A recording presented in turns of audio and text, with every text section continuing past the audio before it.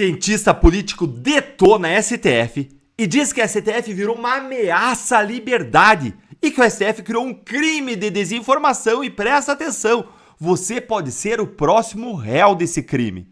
É isso mesmo, muita atenção nisso aqui, ó. Um dos principais cientistas políticos do Brasil disse com todas as letras que o STF se tornou a maior ameaça às liberdades dos brasileiros, e isso tem tudo a ver com o novo do tal do crime de desinformação que o STF acabou de criar.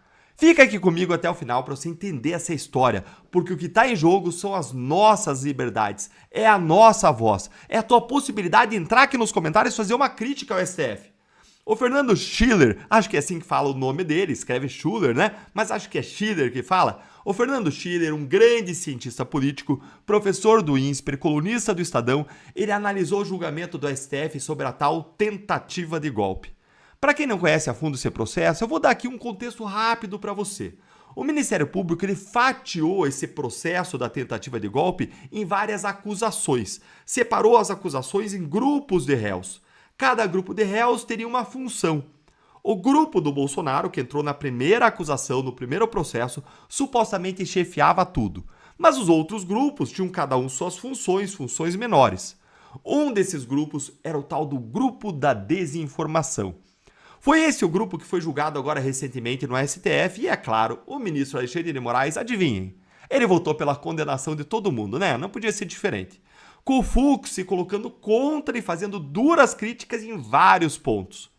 Mas por que a condenação deles tem que te deixar profundamente preocupado? Por que, hein, Deltan? Por que tem que me deixar preocupado? Bora aqui pro comentário do Schiller, que depois eu vou te explicar como que essa decisão de criar o tal do crime de desinformação vai atingir até você que tá aqui inocente assistindo a esse vídeo. Olha aí. Me chamou muita atenção, em especial jornalistas, dizendo, bom, a partir desse julgamento agora sabemos quais são os nossos limites, né? Sabemos qual é o tamanho da tutela do Estado, sabemos o que nós podemos criticar, o que a sociedade pode dizer, o que a sociedade não pode dizer, o que não pode ser criticado e assim por diante, né? Vamos lá, numa democracia republicana, as pessoas só podem ser punidas, censuradas, enfim, discursos bloqueados, né? Se houver uma clara, em primeiro lugar, uma clara tipificação legal. Gente, é isso aí. No Estado de Direito, uma conduta só é proibida quando ela é tipificada na lei, ou seja, quando ela é descrita na lei como proibida. Se essa descrição legal, ela não é proibida. Por que o Fernando Schiller está dizendo isso? É porque esse tal grupo, que o Ministério Público chama de núcleo da desinformação, que foi recém-julgado pelo STF, foi condenado agora por ter praticado qual crime? O que ele fez? Desinformação. Essa seria a participação deles na tal da tentativa de golpe. O primeiro problema desse julgamento é exatamente o que o Schiller apontou aqui. Não existe o crime de desinformação no Brasil. E como não existe esse crime, a conduta desse grupo, por exclusão, só pode ser uma coisa: liberdade de expressão, porque o que não está proibido é permitido. E como que isso pode atingir a mim, Deltan, que estou aqui assistindo esse vídeo seu? Ó, vamos então para o segundo ponto que você vai entender. Mas antes disso, deixa eu te fazer um pedido. Curte aqui o vídeo, não custa nada. Se inscreve no canal, clica no sininho para não perder nada e bora lá avançar para eu te mostrar isso aqui. Agora, vamos lá. Ataques às instituições, discursos de ódio, ataques à democracia. Bom, isso são slogans. São parole, não são tipificações legais. Na medida que você abre um espaço para esta teoria genérica do dano, ou seja, para uma autoridade achar alguma coisa, achar que um discurso é perigoso, porque lá pelas tantas ele pode produzir um resultado danoso à sociedade, é simplesmente a abertura de um enorme espaço para o arbítrio, para o abuso de poder, o abuso interpretativo e logo de poder por parte de uma autoridade. De novo, não é? Um discurso numa grande democracia, esse foi um critério encontrado lá pelo Justice Oliver Holmes em 1919, isso na tradição americana, ele deve ser punido, bloqueado, censurado, na medida que ele implica um risco imediato, não é? Claro, uma incitação à violência imediata, ou uma clara tipificação legal. Na ausência disso, nós não temos Estado de Direito, nós temos abuso de poder, e é isso que... Não podia ser mais claro, perfeito, preciso. Você entendeu? Você prestou atenção? Ó, você que está vendo aqui esse vídeo, você que participa aqui do canal, que é parceiro nosso, que está aqui erguendo a voz nossa, a nossa indignação contra a injustiça, você vez ou outra, como eu aqui nos meus comentários, você vai comentar alguma coisa aqui nos comentários criticando o governo, ou às vezes lá na sua rede social você vai criticar o governo, ou às vezes você critica o STF, e você pode agora, no limite, ser enquadrado como uma ameaça à democracia por ter praticado desinformação. Ah, Deltan, que exagero! Você está exagerando? Isso nunca aconteceria. Gente, isso já aconteceu. E eu vou provar para vocês agora. Você sabe que eu gosto de trabalhar aqui em cima de evidência. Mostrar o fato e provar. Então, olha isso aqui, ó. Olha isso aí, ó.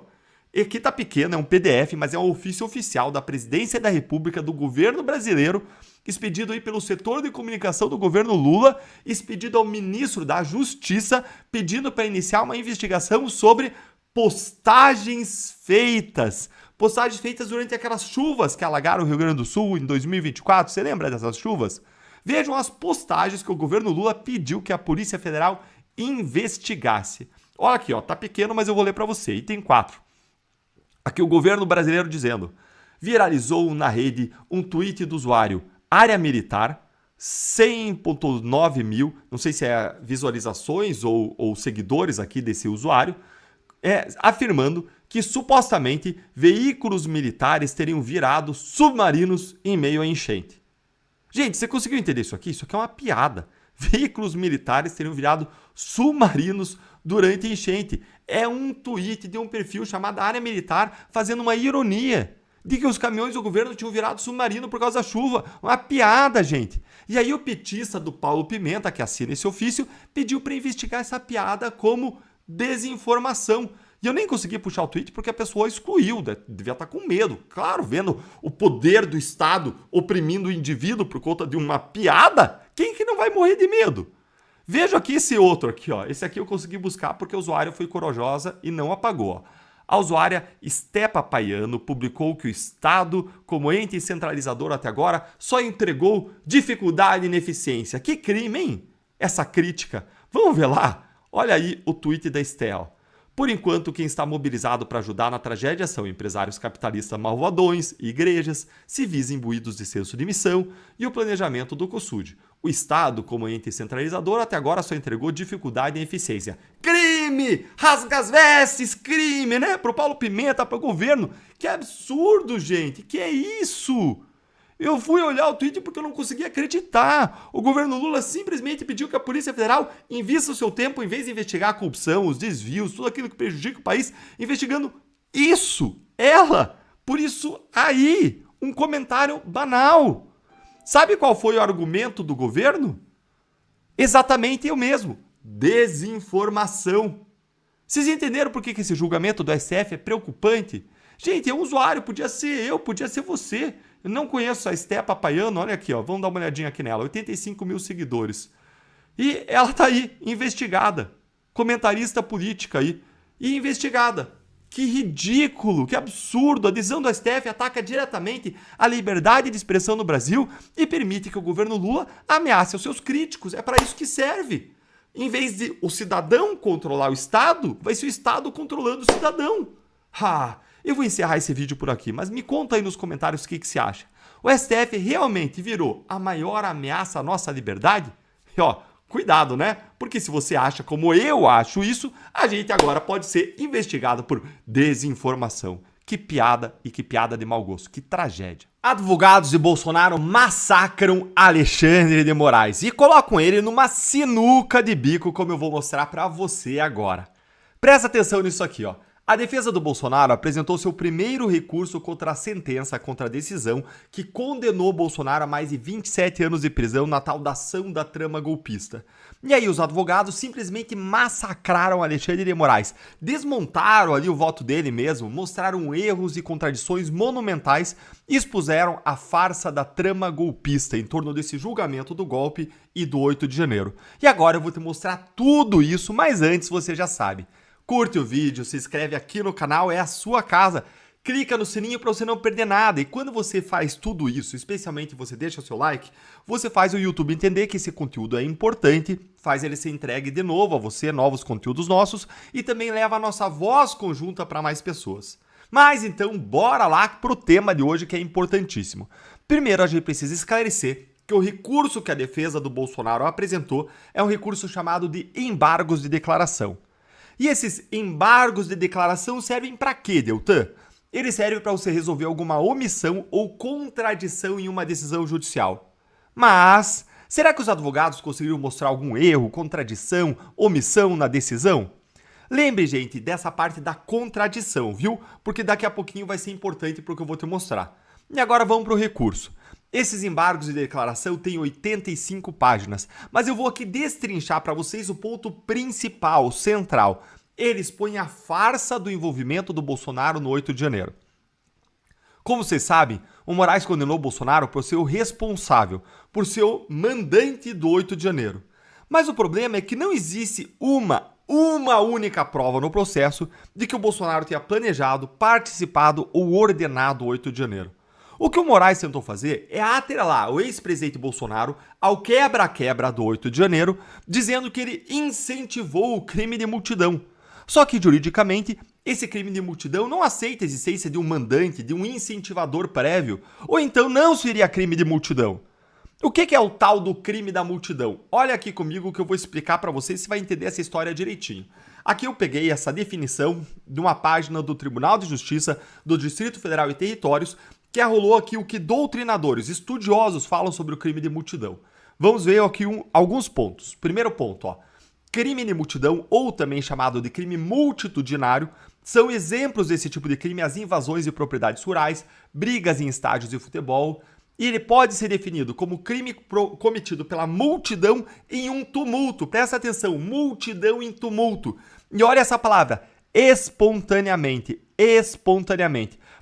Ele até usou a palavra ali organizada, dá quase uma contradição, né? Mas tem que ser espontâneo. E aí ele coloca espontaneamente organizado no sentido de uma conduta comum contra coisas ou pessoas. Ou seja, é um tumulto, é uma multidão que estaria espontânea e aí foca contra coisas ou contra pessoas. Quem falou isso aqui foi esse autor, Kleber Masson, no Código Penal comentado. Mas presta atenção nesse aqui que vai ser mais claro ainda, ó. Multidão em tumulto sugere uma movimentação desordenada, presta atenção, desordenada e rápida de pessoas reunidas em um ambiente, em assembleia ou em comício.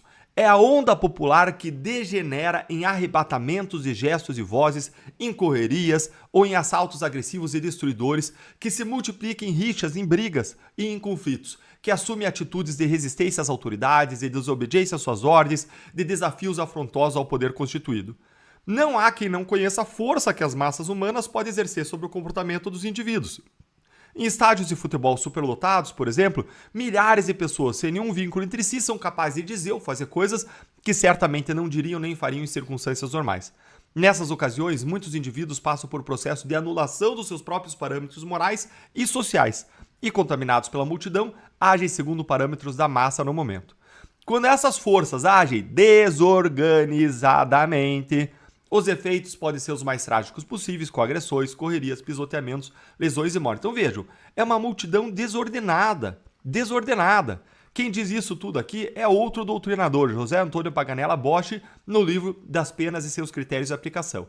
Olha mais esse trechinho aqui, ó, que vem do livro aqui do César Bittencourt, Tratado de Direito Penal, quando ele fala o seguinte, ó.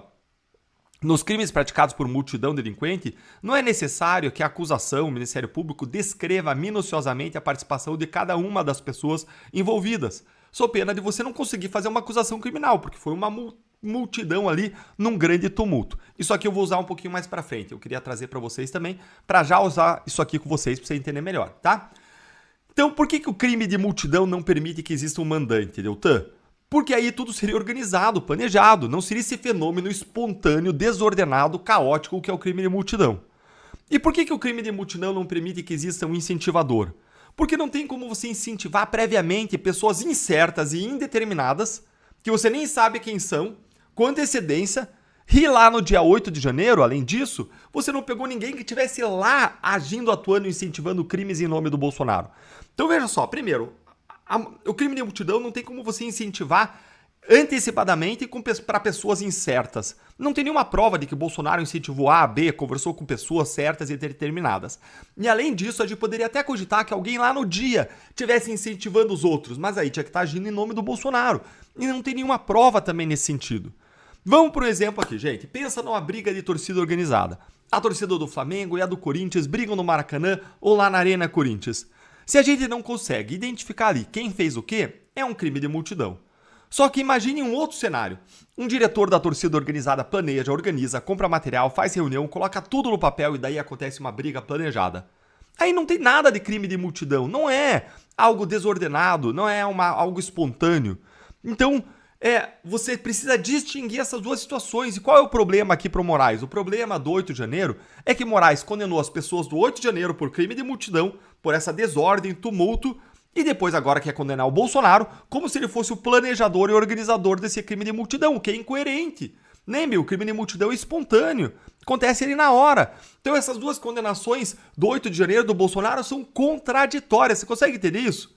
Bora ver aqui o que disse a defesa do Bolsonaro aqui no recurso, ó. Tá pequeno porque é PDF, eu não consigo aumentar para você, mas eu vou ler. A condenação pelos atos do 8 de janeiro, pedra essencial para a condenação do Bolsonaro pelos crimes, não se sustenta. É impossível porque não pode se falar em autoria imediata, ou seja, não pode se falar de um mandante de crime de multidão.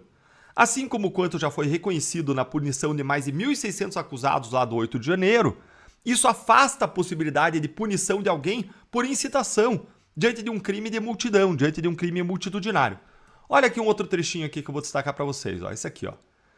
Essa é, com a máxima vênia, outra contradição envolvendo os fatos ocorridos depois de o Bolsonaro ter deixado a presidência e o país, e que já tinha sido alvo de alertas nos memoriais da defesa. A inclusão dos fatos do 8 de janeiro na denúncia contra o ex-presidente traz a tentativa de condenar o Bolsonaro pela incitação de um crime multitudinário, o que não é adequado. Não é adequado. Olha isso aqui, ó. Enquanto a instigação e incitação demandam uma pessoa determinada como alvo do incitador, todas as condenações daqueles que invadiram os prédios públicos no 8 de janeiro tiveram como fundamento a figura do crime multitudinário. Ou seja, a defesa está apresentando aqui uma contradição do tamanho de elefante. Vocês lembram que eu falei para vocês que esse recurso serve para resolver contradições da decisão judicial? Vocês querem uma contradição maior do que essa? Presta atenção aqui comigo. Moraes tem que escolher. Ou o crime é multitudinário, que é o crime de multidão, e aí não tem como condenar o Bolsonaro. Bolsonaro tem que ser absolvido pelo envolvimento do 8 de janeiro, ou então o crime realmente não é um crime multitudinário, só que se não é um crime multitudinário, como eu mostrei para vocês antes, todos os envolvidos do 8 de janeiro, aí eles foram condenados injustamente, por quê? Porque a conduta deles não foi individualizada. Não foi individualizada justamente porque a acusação alegou que é um crime multitudinário, e como eu mostrei para vocês agora há pouco aqui, ó, quando é um crime multitudinário, você não precisa da descrição individualizada do que cada um fez. Conseguiram entender a contradição? Então, ou Alexandre de Moraes absolve o Bolsonaro, ou absolve todo mundo do 8 de janeiro. Ele só tem essas duas opções. Quando o crime é de multidão, se admite que não se individualize o que cada um fez. Mas isso não é possível quando o crime não é de multidão. Então, Moraes tem que se decidir. É uma sinuca de bico em que a defesa do Bolsonaro colocou Alexandre de Moraes. E quem se meteu nisso foi o próprio ministro, pela ânsia dele em condenar o Bolsonaro por tentativa de golpe, que exige para a condenação que exista uma violência ou grave ameaça que só existe no 8 de janeiro. Então ele precisava vincular o Bolsonaro com o 8 de janeiro. E aí ele forçou esse vínculo e entrou em contradição. Nesses processos aí, gente, onde que houve a suposta violência? Exatamente no 8 de janeiro. Você entendeu? Se tiver alguma dúvida, deixa aí pra mim nos comentários, agora eu quero saber a sua opinião. Você acha que o Moraes vai reconhecer o erro, a contradição, vai voltar atrás e vai absolver ou o Bolsonaro ou os réus do 8 de janeiro? Ou o Moraes vai de forma arrogante manter a decisão, fechar os olhos para a realidade, para todos os ensinos sobre direito e ser um negacionista jurídico, hein? Um negacionista das leis e da Constituição. Conta aí pra mim nos comentários, com base na experiência passada, o que você acha que o Moraes vai fazer.